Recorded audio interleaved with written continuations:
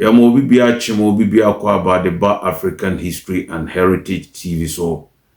and then so mo for historian Kodwaji Mamaji akonwa bio na yebeshi dwumade na ase no yede na ase kese ebema Allah subhanahu wa ta'ala, Allah azwajal, Allah Malik Kudus sena dawroma wama adepa achiyen saa so no yede na ase no bi ebema African History and Heritage TV atifo ne ahwefo nyina sebribia yede content etuma mo share ema afoforo so enyamihwe na ne yeda edikaya oba ye channel so abomodin asa obe subscribe no wa share if you say ne kasebo a imu ede na eye ni jisempa na meto akasebo no so no mesa ede nase ama Brochampim Association for saa so namde enase ebema meko bono organizers emabuno munya saa ni so ade hunu se na nanom sunsuma ebetna bemu abe kote bono champion council ne no enam so ayenya bono ne ahafo region ayeboaye ma yenema ekoso wano yempuntu eko na nim no saa sunsum krono a ebia be hyimu mu na mode diduma obade nhira mu bebre na nne kasebo yi no de ma dedicate anase me de ama meko bono organizers ena bono for ahemfo in particular and am this our presentation ema wo minua se yehwe ye bono region yi mu a ade a ama yempuntuo akachi na ede kasakasa mentim ho ase ne ntokwasem aba region no mu eye bono and bono east regions a ede abom enye ne se ibinum treba dwen se eye lack of centralized authority ana se yenyina ye ne hene baako a ye hye nase na ohene bia tene baabi edi ne kwi eno nti ena bonomanim ha kaskasa ewo ha ana mentim ho ase ahensem ne asasesem ewo ha na region ana bia mentim ho ase asasesem ne ahensem wono eya na mpuntu nkoso enti seye ne hene baako nti ena kaskasa anase mentim ho ase wo ha sana ibinom echireba dwenefa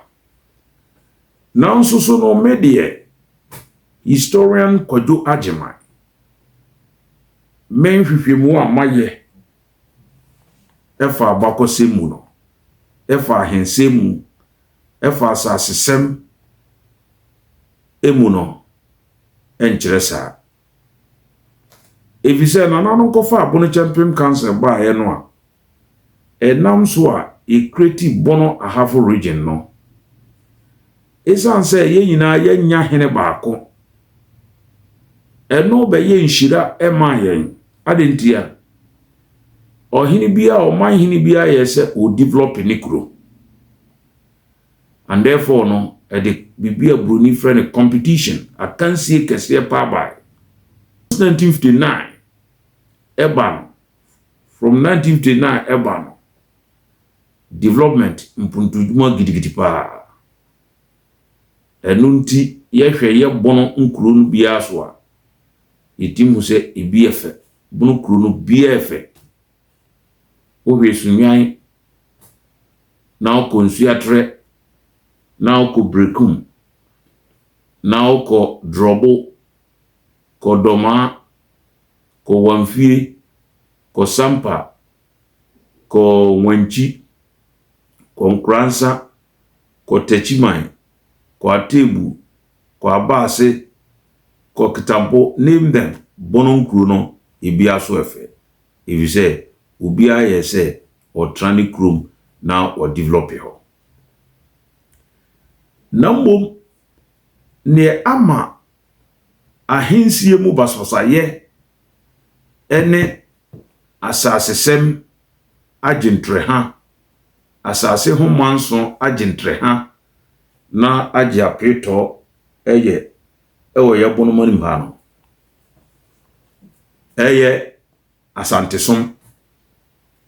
aya asantesom mekọ asante ena critical problem if you say babia ohene no anya abotre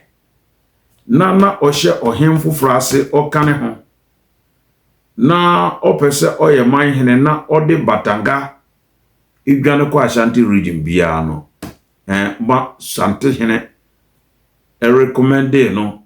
ema ban bo ne manhene bia ne there is a problem there ana krobia ba ye se bebe ko Asante Man Council bebe ho bebo Asante bia there is a problem there. More examples. Jape Krum na oka drobo traditional council ho. Jape Krum ekosom drobo as a komuhene. Ewom se Jape Krum pema hene esenke yede mano media madwenim no esenke yede mano because regional house of chiefs no hwehwe nkrata ma bibia na Jape Krum fata. Bamfa mano. Ena abotre ne adwuma ono so uyifa ho no kwa Ashanti region ene amanson kese eda Jape Krum ene drobofo ntema ne kano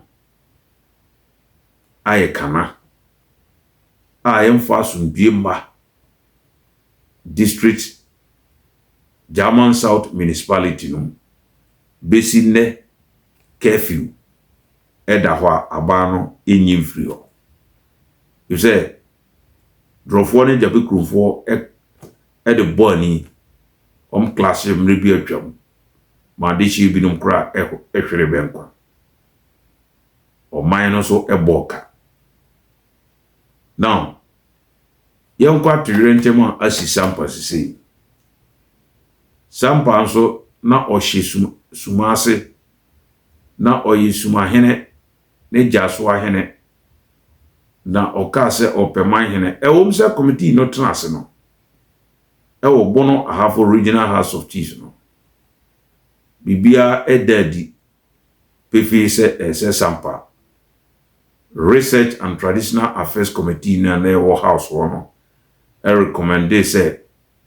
sampa efata ndiem process ne documents en fanko national na yeman ne man hene yana nanum sumafo antiase etwen ho daawere enunti house no ntimanye ena sampa ede ahomtie sampa hene na Kofi Sono the second yi ede ahomtie ekọ manhia ekoje ne recommendation no be ye man hene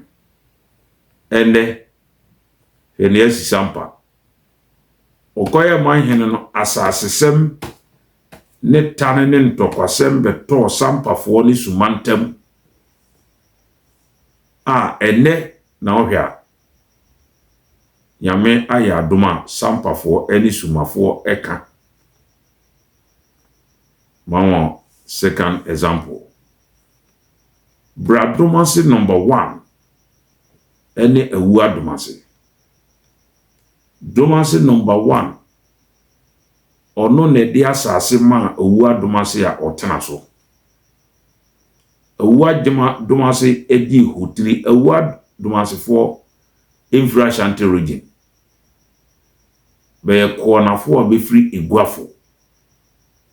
a ben asokorkestie o fantimamu tututra ene de beba bantama ena be free bantama kobo be ho atrase o sekitia be free sekitia ena de hia no bi eba domase ebeto na bi ani ye frene pesew domase number 1 hina ye frene pesew no ma abasas transo be jin hini no be kwa Asante be koje be man hene through Sante hene eno so edintokwa ebeto Dumase number 1 ene uwa Dumase aka ne ne friend Dumase number 2 ntem abisi ne sa wonchi no eda so ho. Now yanko bono east amantin kane nanka oka Atebu Traditional Council amantin yese opeman otwere de ba bono ahafo Regional House of Chiefs ye twen ho daawere ye nananom Atebufo antiase eno ne hye amantin hena ahoroba no so ofa ne bag bo ne ko ho se me kwa Asante okoje ne mahene free Otumfo ho no obai amanso kese ebeto amantin ene Atebu ntam efa asase semho a nenye asempetwa esande time beto Atebufo Atebu nananoma trankuya ene amantin nananoma trankuya entem etiminua fanto hu bese nan we a media man edi adanse pefi se ye bonomani mha no ne ama asase sem ne ahensem ne dede abaha no eya Asante som ko ofuman ene ahemmiensa kora ye pi ho just because ba kokosom Asante ena ba kososo menkwa Asante tuo bodom conflict wo ho a yes yaso ano free tete a enye yie nyina if you say ejina say adehye no bi eyese ebekwa kosom Asante eno na create problem o tuo bodom eno na create problem nchira eno na create problem Tanoboase eno so ne de create problem conflict Tanoso ni nyina wo techman area ho enti minua wutie me akonwa bia Asante hene ne pejaye through Asante hene ena akonwa no abanje tumu ye ne mahene bia examples yam diamai edi adanse se babia conflict ho enti na chese Asante som no amwa nipa Asante som amwayen na emwayen soda na o ye zoa o ye bononi identity no ensesanda evisa Asante wa wo kosom no Asante hene enim so ye bononi wa kana ha a making kan e de akire atiefo na mefa sa kwan nya we so na nananuma ewo bono ne bono East regions se koba se o manhene bi epe manhena na se Research and Traditional Affairs Committee no transfer o house ho ehwehwe ne nkrata mu na se ofata o me yamfa manhene no ema na wamfa abufuo anko ma obi ambo ne manhene na wankotra ne council mu na resources a yede be develop region no yede bi akoma Asante hene waje na manum goda wasane bonofo ye ne yakotintim na henie Asante hene ahenie afi abonofo te atua se benko kuma Asante bio ene ya Asante wa wo a Asante di nkugu kojoto segreti wo nso bonofo twetwen be ho enunti ena Asante edi nkugu kojoto ma Asante eguye na saatete ne sankwasom we nyina yakoma na nne se obenyon fa hodie na se wure obesana kom na edi oyene abeto o district ma anaso region mo obeden we develop it. Want to be developing enko wani mda hwe se ye mmekobono ye mmekobono no na ahemfo abekọ Asantman Council no binum apupu beto ye benya krachi ni bi so origin num a onu nama o trumpet oh be ye mmekobono asmosi anko be ye mmekobono asmosi anko na opese o de tete yemu nanso no ne awoye no edananim a yetwe no efise Daniel obeto bo atwa asufra no eda no ne mpafin besiu na oye koto a oye koto ontimi nwa no mada saa so na anoma so ontimi ye enwo koto da enti oye bononi a oye bononi ba bia obeko bia owo bononi asantini enye ontum se ukotena sante hene ne kanse mukura se oyebimba asantini enye ontum se oye santini da still a oye obononi enti ma obono no wani nye ho na ye ya ade bia obono ha odo ho agim hwe ye ti krom ha domasi number 1 ne owadumase se ye meko bono na owadumase fo man fam ho agima mi bisa mo se sika na ye benya na adekie no domase ya nsusem problem kakra se ye dibi wura nsusem mu se be ya krono nsusem no ebegina so a owadumase fo ma dehie no benum zo no bia na benum bi se benum bi bebe ko Kumasi akonum ho nsuo se ho mo kan Asantman Council ho nti you judge it woka media chiremu mientie eduwa se eto dabia na ye ho esrepa o asante somno ama ye ho ayesere ye ho ayesere kesepa asante somno na eno ene ema development enkwani mu yampuntu enkwani mu because ebinum eboabo ano no na binom ehwetin ebinum etwe no epulu track no ekonanim no na ebinum so epulu ne back na society a motesa no ebe den na more developing that enti meka we ede a kire na nanom a mo 2 regions num na waye mo se mo de mbekwa Asantman Council nti no mo na bakusia na mo kansen se mu te sa pane na eno emwa mo adehye so a mo dibani enti mo beye nyina mo nyenu mo beye hye so a mo yehye wako satihine o mana recommend o ama abai o di ho adanse ama abai na abai oyede abai ajwatu aye o mahine so ye o mahine no ano no na mi bisa se wo pa duma bi aye na o curriculum vitae u CV no o di obi ye reference a unya adwuma no wi a wo bosu me katua no ye tua wa o de komasa ni bakro na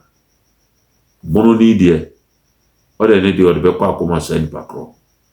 ye bono hia for de brewe kwa komasa ni bakro ye nua no amote abruchiri ebinum timi ye connection marriage o de penkratanti okwa na obi di ni dia to na so se ni kunu na na yere no na wotua lala sulala ede ama onya krata no wia no bokuja awade a friend connection marriage nti se o de obi koye connection marriage a na wunyo green card wia o san ko di ni pakro na chi no kro hu kra woncha because onim se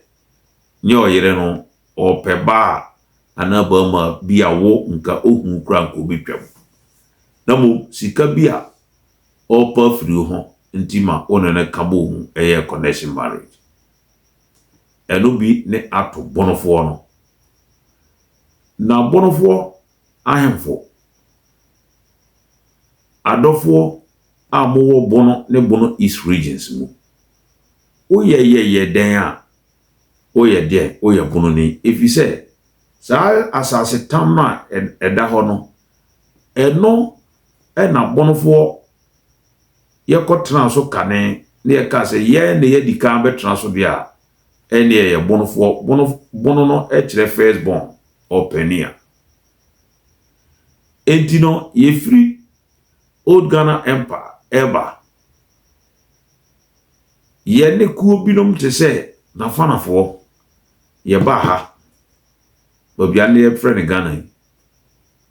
besu bi free Songhai Empire ho ne bai enu ti ma na fanafo media fashi be friend Sombi no ye Songhai about cancer no kulango fo fribuna oyokofo a be kotena kwa aman a ne atre be friend Kumasi ye free Old Ghana Empire ba be paifa buna e be bo be ho atrase kakra ho ansa na be ba be free one be tena amowi bonomanso ansa na be kwa asante akọ chechire kwa aman otiase ni nyina eho abakosem no eho enti na kyerese saafo no be ya kanfo enti na fanafo mo ye bonofo se kwafo mo ye bonofo ye ba no ye the tribe bi te se ligbi ene hwela ene degba ne ye friend mo no be yina be ye sinefu speaking tribe or sinefu speaking people ye ne be yina ebaha enti bono no aye ka se ye ne ye dikan a migrate aba be trapum ha na fi kasa be kasa obi awo bono wo pe na chese ne first born no e na ye kan se ye na ye dikan ba dia ye be frɛ ye ho bonofo enti ni obeka ho akire oye na fana ni oye se kwani no ono so bono identity no e bi cover no bono so hyede bi cover no ligbifuo nyina emfa ho se okakasa foforo identity no edini no de eda no so a oye bono na se oye se kwani na ye bono na woro wonko ye kikan yesase a piska eye nobo ne ye de amokuru no na ne kuru no ho pesem de ye no mo de aye na woro wonfo ho njima ya wade hye no waye babro lorofo men se bre no nkenkan sembi afri buku emu me de mitu mbre no a na ma kiresie no Asante and Bronx Ahafo Regency's Chieftaincy Affairs, written and compiled by George Ajikun. Me can let it be a Santehene Opokuwaro II, or 1978. Edekoma Abai or 1st March 1976. Edekoma Abai proposition bi ana proposal bi a Edekoma Abai na orofo sa letter no or train wo date in 1976 Manshia Kumase Ashanti Opokuwaro II Otumfuo Asantehen telephone 2214 and 3680 na Santehene etwere ediama Kausi Commission wilum so kan accuse commission aye tu no se onye asasem ne ahensemu mpensempensemu ewo Bono ne Ahafo region mu. Now, yenti asema ye nana Opokuwa the second kan ewo ne krata no. O se ade no warpa anti babia ho hia me no me pese atiefo tie no na ma highlight ya me de bramu. O say, I therefore propose the following safeguards. A. Revision of boundaries of Ashanti and Bronx Ahafo regions to include Ahafo in Ashanti region. This will result in the creation of a truly Ashanti region and a Bono region. Ye na etwere koma aban ne se Odufo Opokuwa the second. O se Bono Ahafo boundary no nka bensesam. Okoka kira aban se nkonsesam. Sebeyo na yebenya asantefo kronkron pa be manenko be region ko na bonofo nso a region enko. Me repeat you. Or say, I therefore propose the following safeguards. A. Revision of boundaries of Ashanti and Bronx Ahafo regions to include Ahafo and Ashanti region. This will result in the creation of a truly Ashanti region and a Bronx region. Bronx region, more interest for her. Truly. Or say Ahafo region here or nke yemfa nko kansante ho. Na no na bem yahu bonofo ne asantefo nsono ya edabentam. Yenkoso e. Appeal from the proposed councils, that is the divisional or traditional, will then go to the House of Chiefs of the proposed Ashanti region. There is a strong case for this because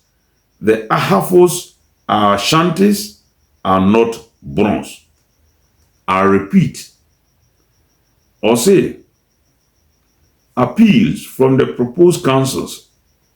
whether divisional or traditional council, will then go to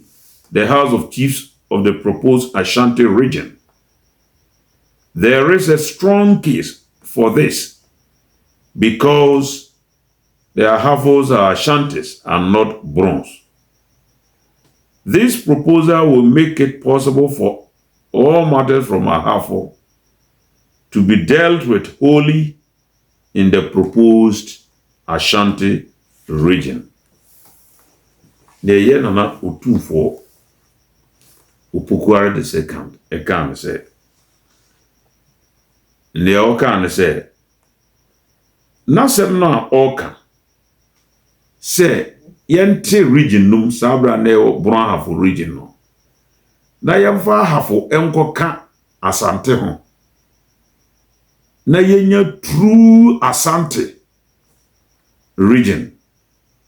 Na yenya true Bronx region. Oto aso can say, if you say Ahafo fo nya Bronxfo be Asante fo. Na sema Okan no. Like I say, Yenana Opokuwa the second, I draw battle line, I draw distinction, clear distinction between Bronx and Asante. Ama waka kire yen say, ye Santefo, o ye hene, na oti region num, na okwa St. Mike Council meeting kura no. Penny statement o ye Broni, o ye Asantini. As simple as that. Na sabre no lobby say yemfa Ahafo enko kan Asante ho na yenya true say no kan or say true what? True Ashanti region because the Ahafos are Ashantis and not Bronx. The proposal or the common pine no. Wo brekonso a Okomwa asa Ahafofo monye Santefo ma di kana kan wa mo so say ahafo 95% eye de 95% eye denchirafo na be bobo be free denchire ba be fa Ashanti region ena akiri be betena ha be bo be ho bi akakra wa Ashanti region na be betena ha be betena bonfo asase so. And therefore mono monye ahafofo enye asantefo sante hina otwere buku yi ese otwere salete we nke su nanso me interest no what Bible say asama aya koma mama na buso no eno ni pie ano ni ye na otumfo opokuare the second kan yi na aye na koma mama na buso wa draw neat identity line between Ashantis and Bronze. Per this statement a book no page 101 page 201 era wakasa asemui se monwai aban wai ahafo enkoka Ashanti region ho na wonye true Ashanti true Ashanti if you say oto aso kan say ahafofo benye bonfo be Ashantifo minua mamensa entimbiu na wati asiye. I therefore propose the following safeguards. 1. Revision of boundaries of Ashanti and Bronx Ahafo regions to include Ahafo in Ashanti. This will result in the creation of a truly Ashanti region and a Bronx region. It is a Kobasa being a true Ashanti region, not true Bronx region. What draw distinction no at all. Edimimi awutie me papa awutie me hena awutie me se ote sant my council mu a sante hene pe ni statement o hai etrese onye udum se o ye santini o ye bononi na so ye bononi dia ba bi ewfiri ma ho hia ba bi ewfiri ma ho hia na ehia o kese pa ma wani nje ho ayesa obeda na pane wakan nsensemu yenkoso e or say appeal from the proposed councils that divisional or traditional will then go to the House of Chiefs of the proposed region. There is a strong case for this because the Ahafos are Ashantis and not Bronze. The proposal will make it possible for all matter from Ahafo to be dealt with wholly in the proposed Ashanti region. Or say, yenye Ahafo nkoka Ashanti region na hensem bia no yakoka no Ashanti region enye bono Ahafo ne yebeka no na bono so ahensem a efa ha no yaka ne bono region na small kan no ediminu yanom sampafo Nana Kofi no the second demoko Asantman. Nana Opokuwa the second nano asomo kan you. Se monye true Ashantis. Enti motabiri mwasem every House of Chiefs sunyane. Ede kotu otumfo ne ponso no. Die nazi. Die ne atomo, onhwe ne atomo. Adeshi amowo sampa mo nananom ebe kutinti mo man mamokura moko bo asante he maniko treni man mu no odija to se jane dero sampa ho no ebedum de na sampa fo ho bebre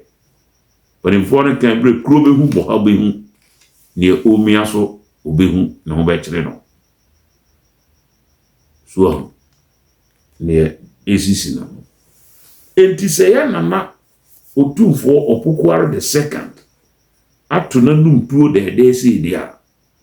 na se woti region no na oka se o kwa Asantman council ntino onye bononia na ohumum na yesre because ni awotene kanse mu no ono kura nim se onye bononi sorry ono kura nim se onye santini pe na no asema okai ojase na nipa bia se wona ba kusia wa hewi obe yon konkonsani eno ne ejeje ban etibinua babi ofiri ma wani nyo o ya bononi a o ya bononi na mefa sa akwanya we so na masreme na bono ne bono east regions mo house of chiefs se ohin bi pe man hene na mo hwe ne nkrata mu na so fata mo fa mano na mekwa asante no etu atwa mbembi no eya na nipa no fi se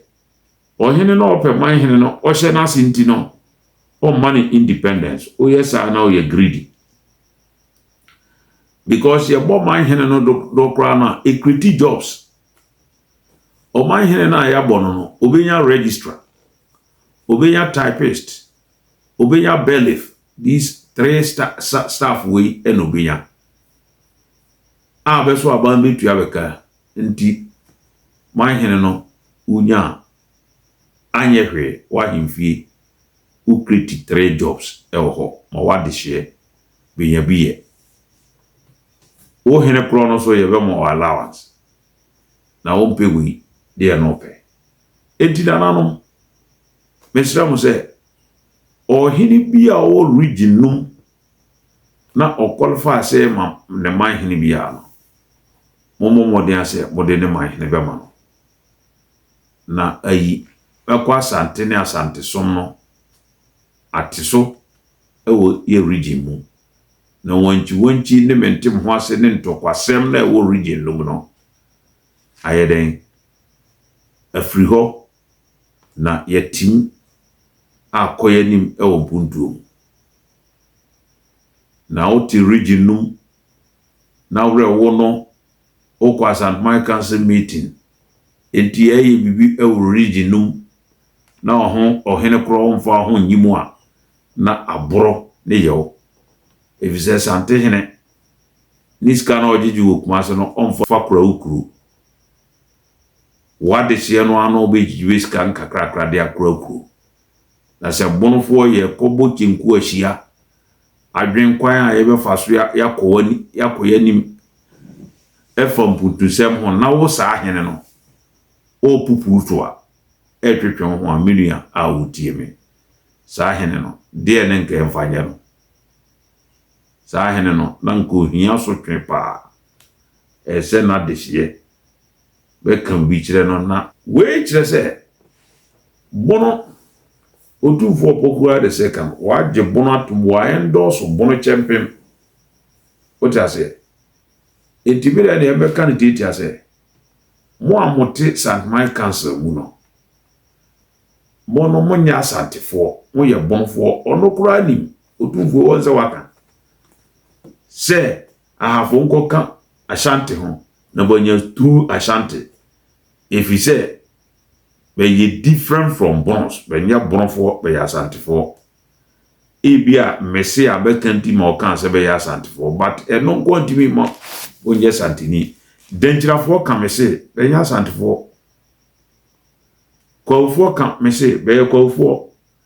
achemfo kan mesi be achemfo enti enye mesi no na mbum na be wo interest bi ho ewa hafunum ena amana basa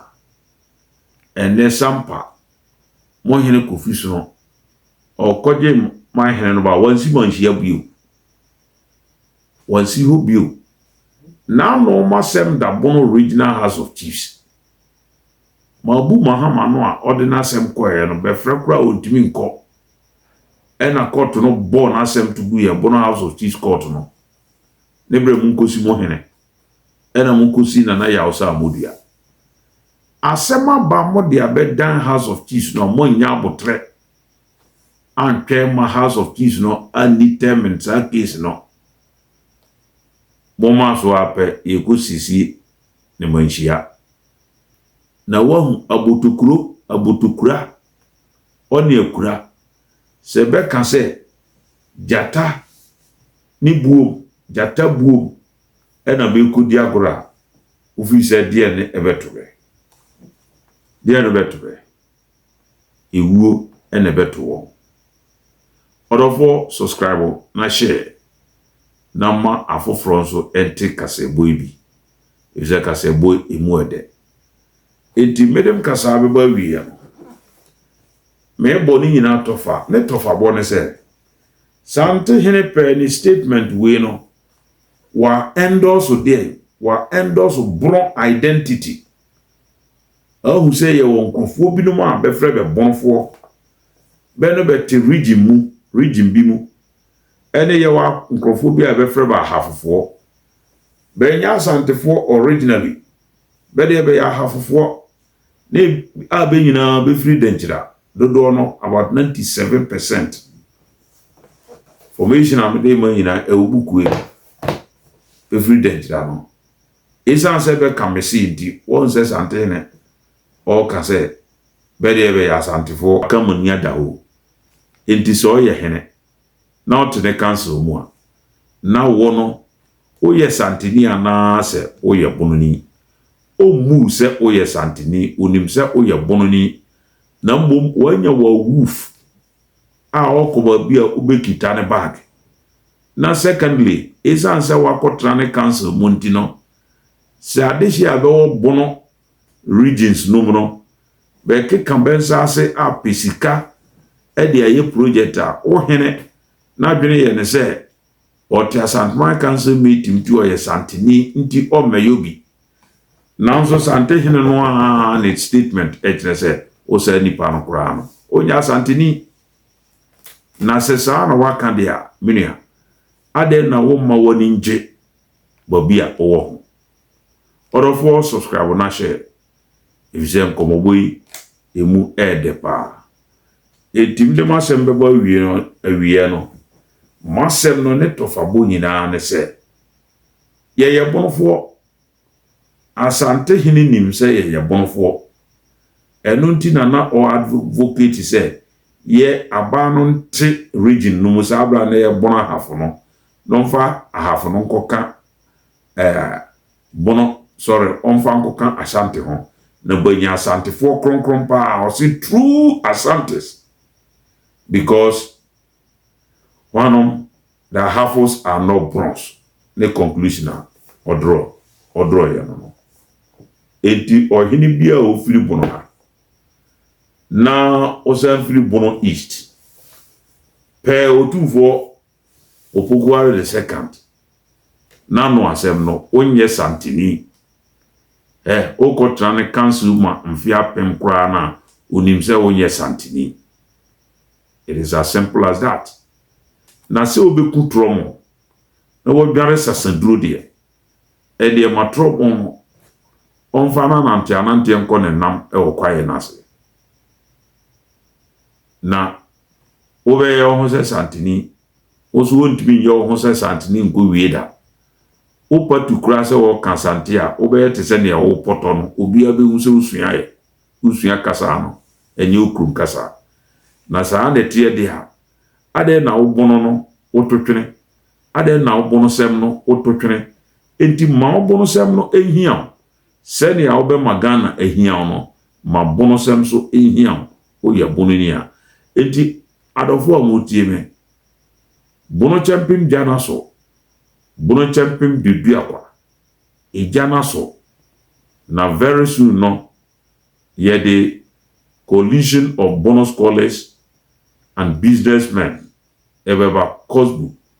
ye beti kubia ya krache fo no ye be den ye be keken ho abom na ye sinkuya ne adwene afa bono ne bono east mponturo ho nti obi ansoro waka ifise wonso eno ane nipa ne bede be bumai na se nipa ne ye nkrofo bi a badwene wu a sabi ukafrate na oman no so adwene awu benim nyansa so ana oman no enim nyansa orofo subscribe na share ede tia kese pa ede ma bono champion ladies abewo abuchiri ne ba abewo oman we mu se mozo monsoro waka na yina yem project ye integrity yem project ye history ene ye heritage no emfantudwa na ehon eme akono very soon no ye be lobby me ya twere bono twi e wo ye school so ya kyere atwere te se ni abetwere fanti twi betwere kuapin twi betwere e friend sen asanti twi no ye be ye de sa na bono no a eye akan nyina abakan no na japade aye na mamre ne culture aduane a odi atade a ohye ene ne yakika ho bonofo yenso hyede se yen na ye akan abakan no sanso hyede no amfiri ye ho na atra ye ho forever and ever na nipa wo wiase na wo identity ba bi a ufiri a eno na kire so ye nipa na wo ne identity a unim ba bi ofiri a now life na koye te sese bio aboa if you say aboa na mpie onim say friend na mpie onim say o friend na mpie o te kasa no bisa na say wo ye fro say obeka am de minim nyame ne abom ne mbiem ne na mbiase yen nipa adam na nyame ma ne tumi say wabode nyina atoto bedin no tutu wo nyina din nti na mpie oni identity onim say oye nipa na ase ubisa so ye de nkra na onim say oye aboa because nipa wo no wa mana din say oye aboa no no ankasa de onim say oye aboa nti wo mana identity a de frem nti nipa se wo ne ba bi a ofiri say oye tribal identity na one na mu basosa na o life no akoye te say na ntwie bi a onam ba bi enti o ya bono ni ma wani nye obono no ho obono kasa obono duane obono amamre bia ma wani nye ho ne no ene kyerese wo so be kwa ubetuma akobi na bonofo ye kwa batimba tene bensa yeso se ba be koyi be ye bonofo na identity no ba bi ofiri no identity no enso hyede no eno ene be ma nipa bu se oye nipa me dem ase ma ba wi and me kan say nana no ma mo kwasa and my council no look eye ku obi ate na se wo ko wasori asori ya atiti ni eminim kra de minim full gospel ene aglofo asori bia nipa timkobi o ta say sana and my council tie enti sa wa kotra council no ma na njire se wo de ne se ototwen o ta say ye de nimbienu etunsani ani a ene hokra na ne kwanse ukọ because brebi be ba mo wop table wasem e de akoma bakoye ne troka wo breko na oto ho no wase a for example sampafo ekesi na kofi so no a ote ase a beko samana no wankase sante hini medi ana sante hini huru njira ntamu na kofi so no wankasa ada eye den na chidifo owuwe ya mutabri asemse mo de komotia wende monhwe mo wiesu monhwe ne atomo entiminu ano asase manson chieftaincy conflict no ne adade ewo bono regional na no peace council officer no na o ka ho asemo meko bono grounds wono ni amane agentre ha no asante som nti nananom asante som no muntwaso na emmoa ma de hye emmoa region no na nananom so amo regional house of chiefs ohini bi epe man hene na so fata nananom onfama no o ya bunu ni amo ni nje evise otufo opoku the second wa kan buku yim se ye wo bronfo ne wo true Ashantis o pa Ashantifo kron enti se ono wo adjective for the by say truly Ashanti region and osan baha osan can say there is a strong case for this because the Ahafos are Ashantis and not Bronze. This proposal will make it possible for all matters from Ahafo to be dealt with wholly in the proposed Ashanti region. Obasura or say revision of boundaries of Ashanti and Bronx Ahafo to include Ahafo in Ashanti. This will result in the creation of a truly Ashanti region and a Bono region. Or say truly Ashanti region. It is a only region no one only true Ashantis. Uwo Bono. Now the overqua Kotrane Council moi. Eya wara osempa ono ana no asem e ohano. O say onye Santini oye Bononi. Therefore, subscribe na share. Nama atifo nkae ente kasebo ibi. Share.